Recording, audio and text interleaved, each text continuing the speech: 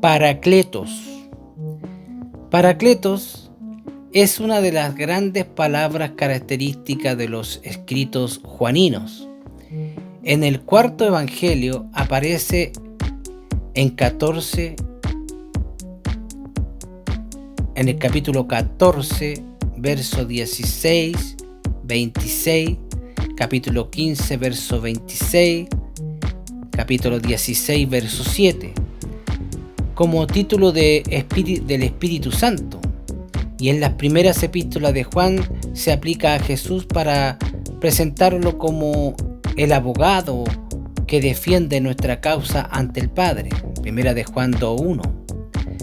Claramente se nota que esta es una palabra de especial importancia, pero a la hora de traducirla es también especialmente difícil. En el pasaje de Primera de Juan, los traductores son casi unánimes en traducir paracletos por la palabra abogado. En el cuarto evangelio, las instrucciones son muchas y variadas. La versión Reina Valera antigua traduce consolador.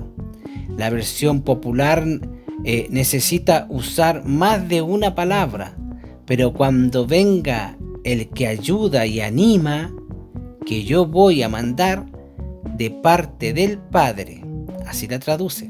La Reina Valera, revisión del año 1960, tiene su traducción como consolador. La Biblia de Jerusalén la traduce cuando venga el parásito, mientras que Beson la traduce así, el abogado. Evidentemente es una palabra difícil de traducir, como vemos. Después veremos que la dificultad estriba en que no hay un simple vocablo español capaz de expresar todo el significado de Paracletos. La traducción inglesa, conforme o confortador llamada, se remonta hasta Wycliffe, pero debemos aclarar que Wycliffe usó esta palabra con una amplitud de significado que no posee en el inglés moderno. La prueba es que Wycliffe traduce Efesios 6:10, confortaos en el Señor. En este versículo la palabra griega es endunamón, procedente de la misma raíz de dunamis, que significa poder, y es la palabra de donde proviene el vocablo castellano dinamita. En realidad, la traducción que hace la Reina Valera de Efesios 6:10, fortaleceos en el Señor, es la que ha sobrevivido hasta ahora. La misma palabra endunamón se usa en Primera de Timoteo 1:12, donde la versión popular dice: doy gracias a nuestro Señor Jesucristo, el cual me ha dado fuerzas para esto. La versión Reina Valera antigua lo traduce de otra forma. Específicamente, la Reina Valera lo traduce así: doy gracias al que me fortaleció. En castellano, el término consolador tiene que ver con animar, consolar, mostrar simpatía a alguien que está pasando por un momento de angustia o sufrimiento. Más bien, el término bíblico tiene que ver con el significado de la raíz latina de la palabra confortador. Esa raíz es fortis, que significa fuerte, valiente, vigoroso. Así que cuando así se traduce confortador, no se está diciendo que la única función o la principal del Espíritu Santo sea la de consolar o confortar, en el sentido que esos vocablos tienen para con nosotros. Lo que el término significa es que la tarea del Espíritu Santo consiste en llenar al hombre del poder y denuedo del Espíritu Santo que le capacitarán para enfrentar la vida. Es una pena que el uso moderno de los términos consolar o confortar haya resultado en la estrechez de nuestra concepción de la obra del Espíritu Santo. Debemos hacer constar que incluso los primeros padres de la Iglesia tuvieron también dificultad para traducir la palabra Paracletos. Orígenes en el cuarto Evangelio traduce consolador y en Primera de Juan abogado. Cirilo de Jerusalén traduce consolador porque el Espíritu Santo nos ayuda en nuestras flaquezas e intercede por nosotros.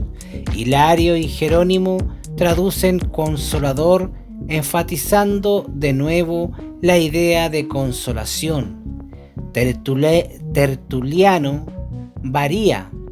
Algunas veces translitera la palabra resultando Paracletus.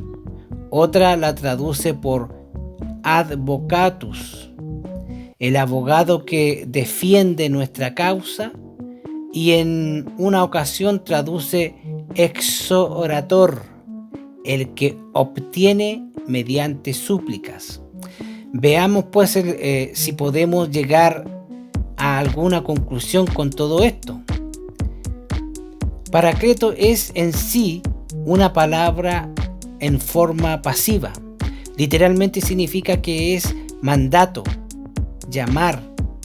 Pero aunque esté en forma pasiva, casi siempre es activa en el significado, pues lo que le da su significado es el propósito, es el motivo por el cual la persona es mandada a llamar. Esto es para hacer algo, para que preste algún tipo de servicio. Por tanto, recordemos, la palabra está en forma pasiva, pero tiene un significado plenamente activo. Conservando esta aclaración en mente, examinando el verbo parakalein, del que Paracleto deriva, llegamos a descubrir mejor el significado de este vocablo. En su expresión más general, parakalein significa mandar llamar, citar así a un hombre. Se dice que mandé llamar a un aliado, sum machos, en Heródoto 7:158. Se utiliza con respecto de mandar llamar a un asesor para que aconseje, o a un abogado para que defienda a alguien ante un tribunal. Se usa también respecto de solicitar a un hombre que se haga cargo de alguna tarea pública, por ejemplo, de administración o de administrar gimnasios, que consistía en entrenar a sus empresas, el equipo que había de tomar parte en alguna carrera, por ejemplo, como de antorcha que se hacía en ese tiempo. Finalmente se usa con relación a invocar a los dioses, ayudadores. Está claro que cada caso, la cita es para colaborar, para servir, para auxiliar. Por tanto, un paracleto es en su sentido más amplio, es una persona que ha sido mandada a llamar para ayudar a un hombre a una situación de la que no puede salir airoso por sí solo. Ciertamente, el sentido básico de paracletos es ayudador, pero ahora debemos intentar añadir a este significado alguna nota que defina más la clase de ayuda que se busca y que se presta. Veamos uno de los raros significados de paraklein. En el griego secular ordinario, la palabra paraklein raramente significa confortar, en el sentido de consolar, pero en la Septuaginta sí tiene ese significado. Así en Salmos 71, 21 leemos: aumentarás mi grandeza y volverás a consolarme. Esta es la palabra que se usa en el gran pasaje de Isaías 41 y 2. Consolaos, consolaos, pueblo mío, dice vuestro Dios. En las dos últimas versiones de la Septuaginta, de la Aquila y de Teodosión, Paracletos es la palabra usada en Job 16:2, como consoladores, molestos sois todos vosotros. Así pues, Paracletos puede significar uno que es mandado llamar para confortar y consolar, pero debemos tomar nota de dos cosas. Este significado es con mucho el más raro. En segundo lugar, incluso tomando en este sentido, Paracleto todavía conserva el trasfondo de la confortación, que capacita a un hombre para mantenerse en pie firme frente a la vida. En Job 4:4 la traducción de Moffat es: tus palabras esforzaban a los que decían, lo que es una descripción de efecto de la confortación que Paracletos expresa. Con mucho en el griego secular ordinario el uso tanto de Paracletos como el uso ordinario tanto de paraklein como de Paracletos está conectado con la ayuda prestada a alguna clase de juicio legal. En Grecia, el Paracletos era el amigo del acusado, el mandado llamar para defenderlo, el que debía intentar que los jueces fallaran a favor del reo, el abogado defensor, el que, como a veces lo usa Demóstenes, presenta el caso de una persona a la luz más favorable delante de la otra persona o de una autoridad. Diógenes Laercio habla de la respuesta del filósofo Bion a un hombre que era un gárrulo, molesto: haré cuanto pueda por ti si me mandas Paracleto. Representantes que defendían tu caso, pero en la condición de que tú no vengas, los Paracletos serán mucho más eficaces que el propio interesado.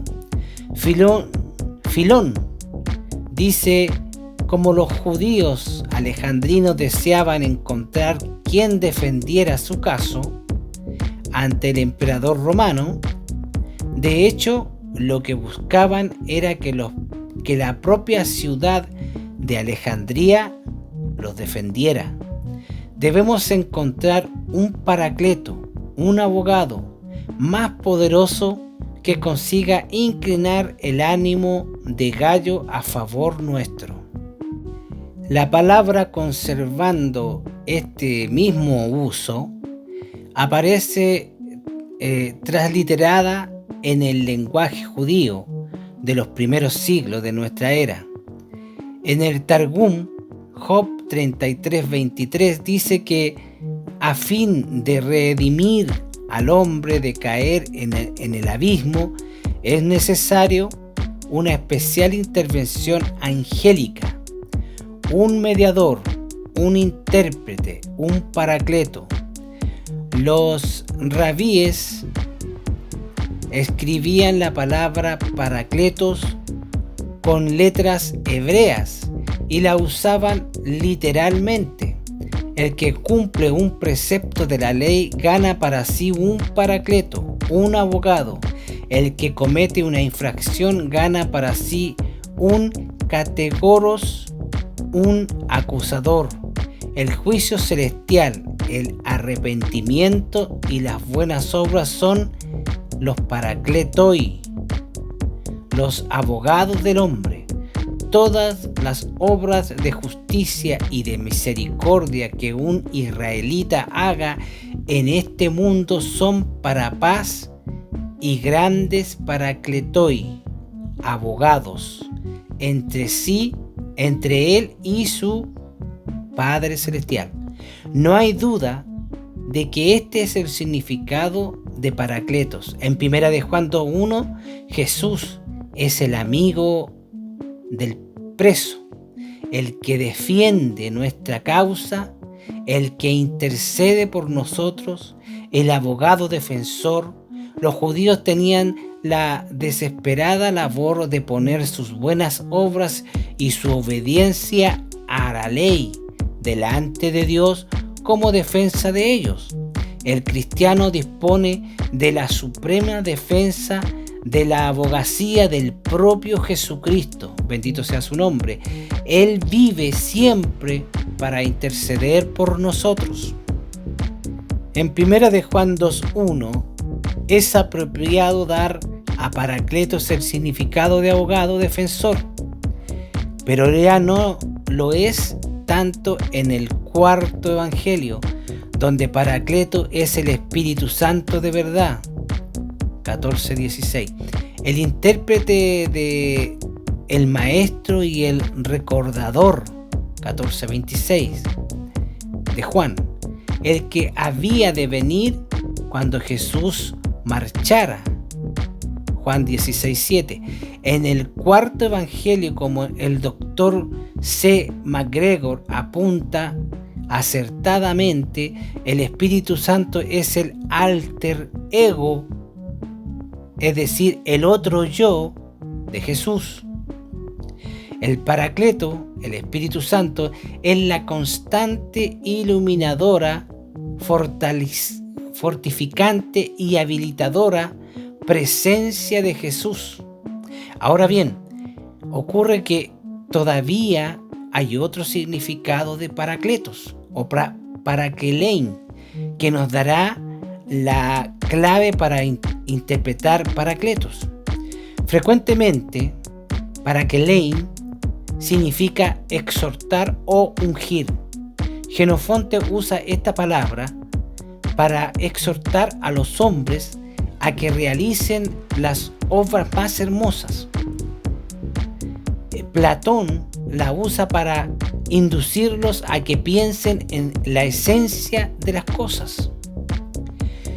Y Sócrates la utiliza para urgir a los hombres a recordar. Parakelein se emplea con mucha frecuencia expresando la idea de incitar a una persona determinada a una acción o emoción. He aquí la gran obra del Espíritu Santo, diciéndolo con palabras actuales.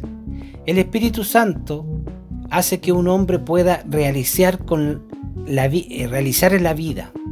El Espíritu Santo es en efecto el cumplimiento de la promesa.